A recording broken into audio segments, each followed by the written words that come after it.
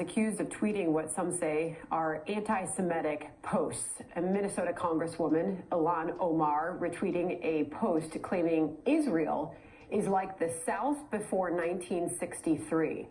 Omar's response reads, "Many of them truly know this, but don't want to accept it. In the same way many Americans knew separate yet equal was immoral, but remained silent, until brave few were silent no more. They can attack, spin my words, and vilify me, but they will not succeed in silencing me." New York Congressman Lee Zeldin, who is Jewish and a Republican, took issue with that. He joins us live now to react to all of this. This is airing in a very public way, this back and forth with the Congresswoman. It's on Twitter for all to see. And you, Congressman, stepped in to publicly air a voicemail that you received in your office that seemed to change things. What did that say? Well, we get a lot of really bad messages that come in. We've actually, over the course of yesterday, a lot of Congresswoman Omar supporters were contacting my office with a lot worse than that voicemail that's posted on my Twitter account. But that voicemail goes to the extent of wishing that Hitler had finished his job. A lot of strong anti-Israel, anti-Semitic remarks that are as disgusting and as vile and bad as you can imagine. So it was important to get that out there for people to hear what anti-Semitism sounds like. If they're not the target of it, it's easier for them to identify it if they can actually hear it for themselves. Why did you feel that you had to direct that message at Congresswoman Omar? I'm very interested in knowing that whether or not she also completely disagrees with the contents of that voicemail. I think it's important to, as we're going back and forth talking about policy differences, I mean, I take strong exception with her calling for leniency for ISIS fighters. She's pro-Maduro in Venezuela, undercutting American foreign policy on that. She's pro-BDS, anti-Israel.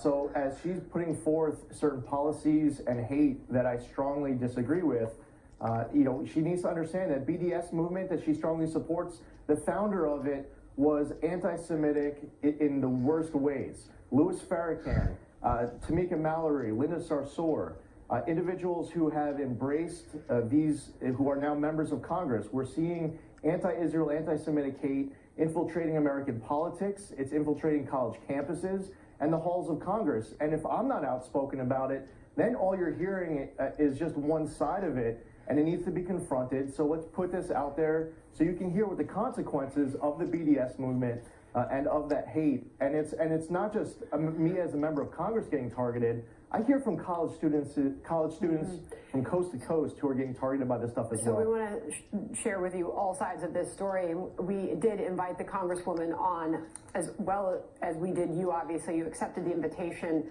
Her team responded with no comment. But we did invite her on the program as well. She did respond to that voicemail, that anti-Semitic voicemail that you decided to make public. And she said this is heinous and hateful. I am flooded with bigoted voicemails and calls every day. Maybe we could meet and share notes on how to fight religious discrimination of all kinds. Maybe over Somali tea in your old office, which I happen to be in now. Is that a sincere invitation? Did you respond to that? Sure. Listen, I will meet with any colleague, either side of the aisle, House, Senate, Republican, Democrat, to talk about what we agree on, to talk about what we disagree on.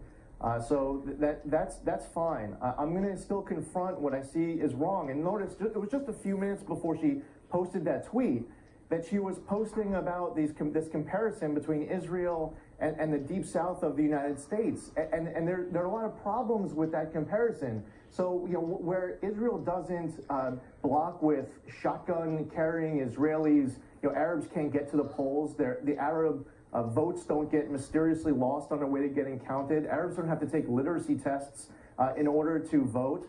And also, when the Palestinians are financially rewarding terrorists for murdering innocent Israelis and Americans, that wasn't happening on the Deep South, so we need to call that out too. I'm running out of time here, but I just wonder, you're both members of Congress. You have an opportunity to send a strong message here and come together.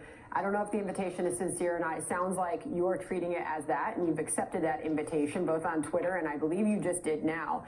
There's clearly one thing that you both detest and that you both experience, and you're making that very clear, and that is religious discrimination. So what can you come together and do here? How can you act on this, and how will you act on it?